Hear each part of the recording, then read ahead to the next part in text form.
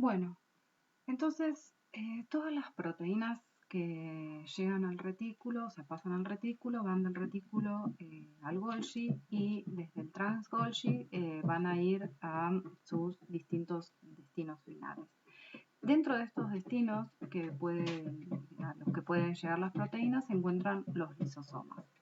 Y se conoce bastante bien cuáles son las señales que llevan a las proteínas solubles del lisosoma al lisosoma. Bueno, el lisosoma es un compartimento rodeado de membrana que está lleno de enzimas hidrolíticas que controlan la digestión intracelular de distintas macromoléculas. Contiene nucleasas, proteasas, glicosidasas, fosfolipasas, fosfatasas, sulfatasas, bueno, un montón. Y todas son hidrolasas ácidas que van a trabajar a un pH óptimo de 5. Y esto, digamos, este pH bajo está mantenido a través de unas ATPasas que van a hidrolizar ATP y ir metiendo protones al interior del lisosoma, lo cual, digamos, es lo que mantiene bajo el pH y por lo tanto permite el funcionamiento óptimo de estas enzimas.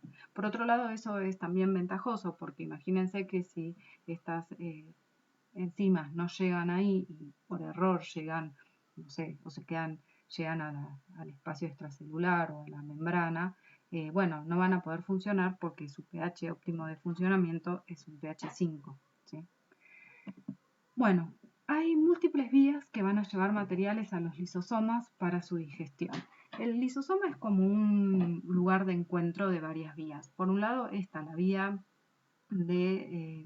intracelular que va a llevar proteínas desde el retículo al Golgi al lisosoma. Pero por otro lado también al lisosoma le van a llegar distintos materiales por distintas vías.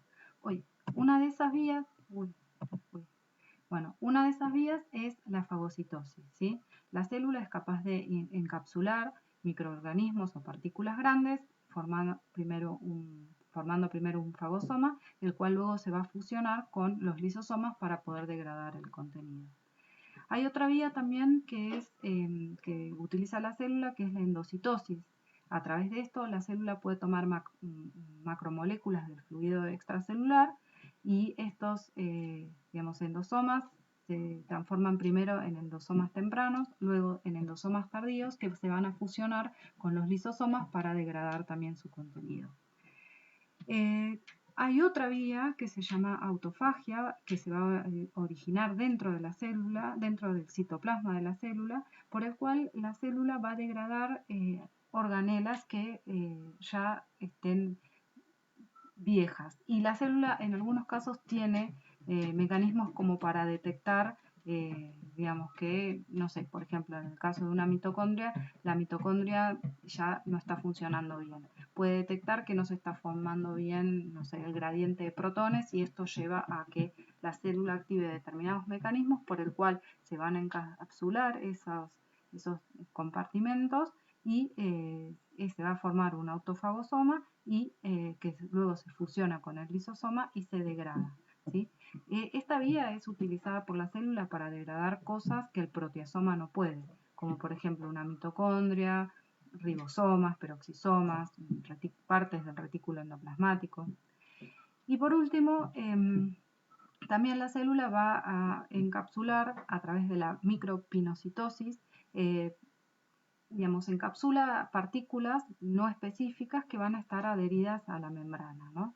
Tipo fluidos o membrana misma, y estas vesículas se van a fusionar con los endosomas tardíos y luego con los lisosomas para poder degradar su contenido. Pero bueno, entonces, ¿cómo es que las proteínas lisosomales solubles llegan al lisosoma? Estas proteínas van a presentar una señal de clasificación que va a ser reconocido en el trans-Golgi, que es una señal de manosa 6-fosfato. Esta manosa 6-fosfato es una señal que se va a agregar en el cis-Golgi, ¿sí? En el cis-Golgi hay una fosfotransferasa que reconoce una es una fosfotransferasa, que es esta, que va a reconocer una señal tipo parche. O sea, primero va a reconocer una proteína que va a estar que va a estar glicosilada, ¿no? O sea, va a tener un oligosacárido unido en el extremo amino de una asparagina. Y dentro de esas proteínas va a reconocer además una secuencia señal de tipo parche. Esta secuencia de señal de tipo parche se va a unir al sitio, digamos, de binding de esa proteína, y esta proteína entonces lo que va a hacer es transferir va a transferir el N-acetilglucosamina fosforilada a la manosa, ¿sí?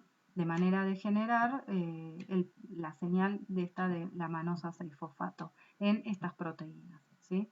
Entonces, esa manosa 6-fosfato luego va a ser reconocida en el trans-Golgi por un receptor que va a reconocer esa manosa.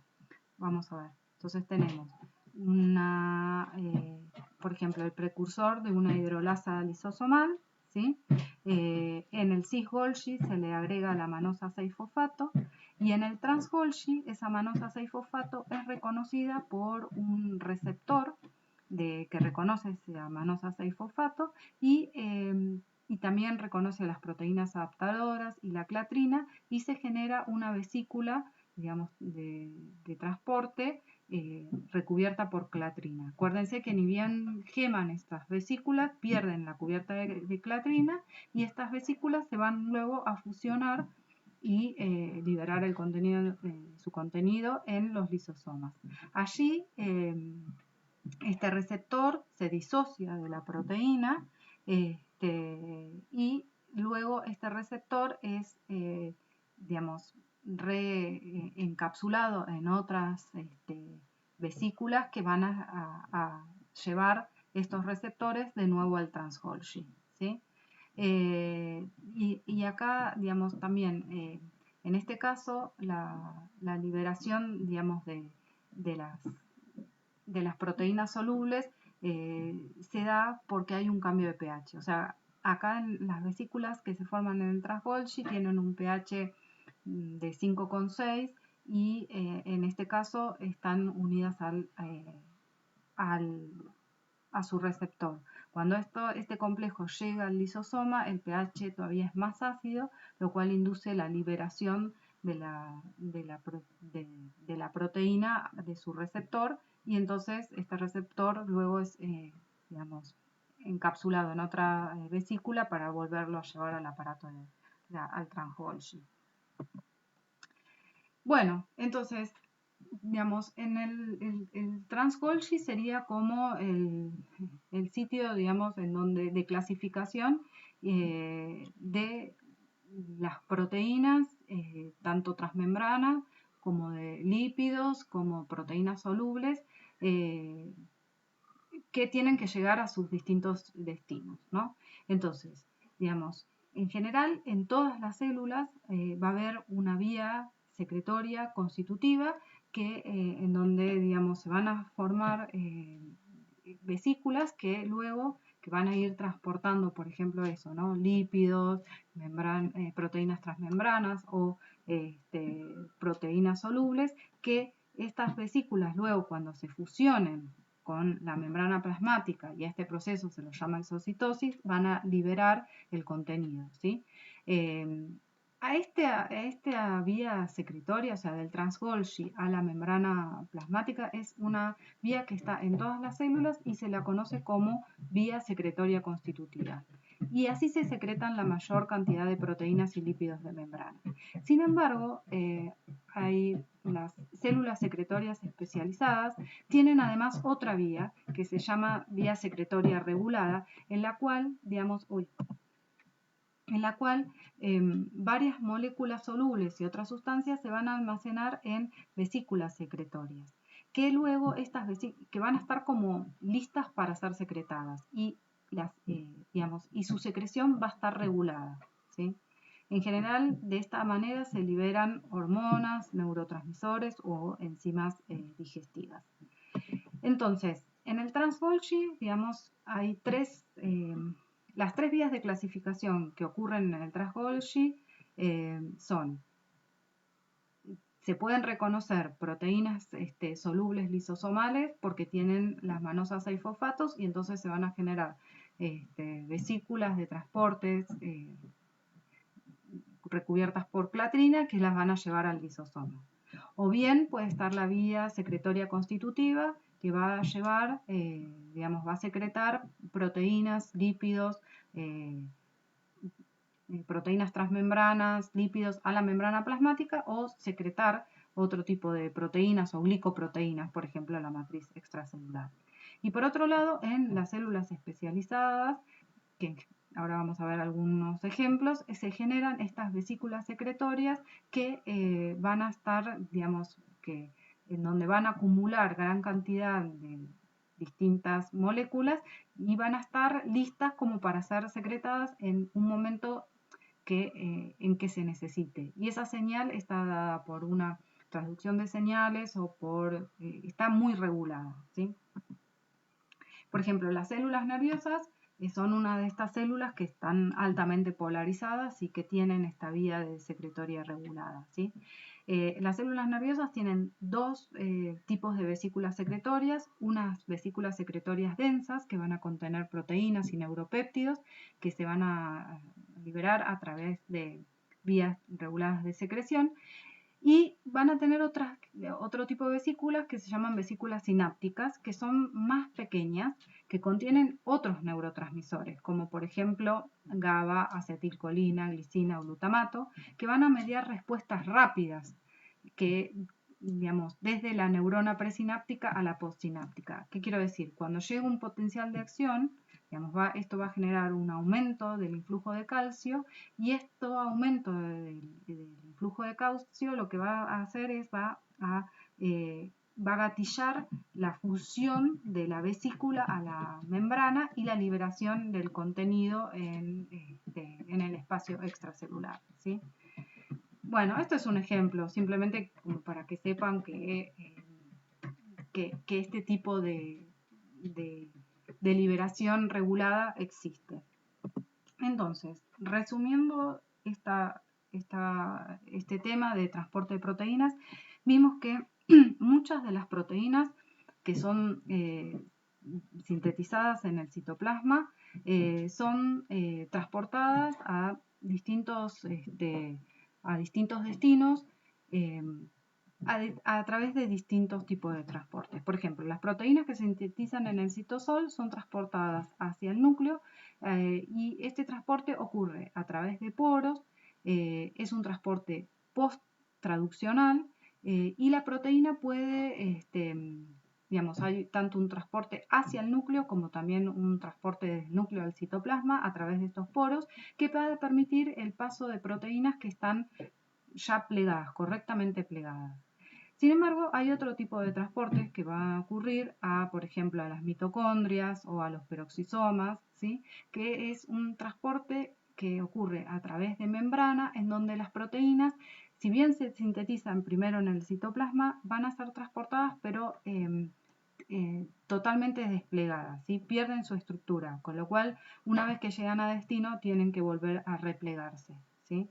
Y dijimos que ese transporte también era post-traduccional y era un transporte desde un compartimento a otro que no es topológicamente equivalente.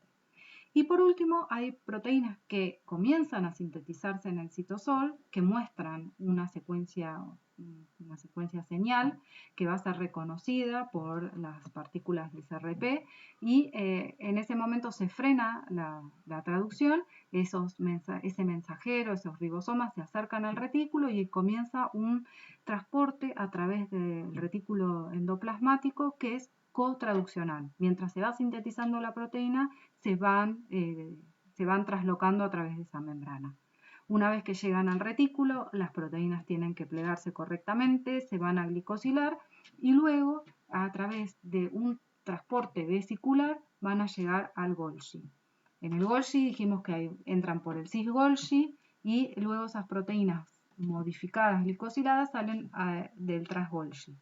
Pueden salir del trans-Golgi por la vía secretoria constitutiva e ir hacia la membrana plasmática o el espacio extracelular.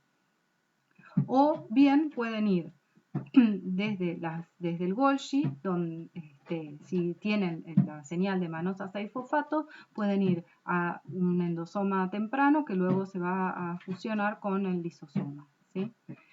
O bueno, directamente al lisosoma. O bien pueden, en determinados tipos celulares especializados, las proteínas empaquetarse en el trans-Golgi en unas vesículas secretorias que luego van a liberar su contenido de manera regulada cuando la célula lo necesite. Bueno, acá les dejo esto, que es una clave dicotómica, que la tienen también, la van a ver en seminario, en los problemas, pero bueno, si la quieren ir pensando, bueno, vayan pensándola. Bueno, eso es todo. Adiós.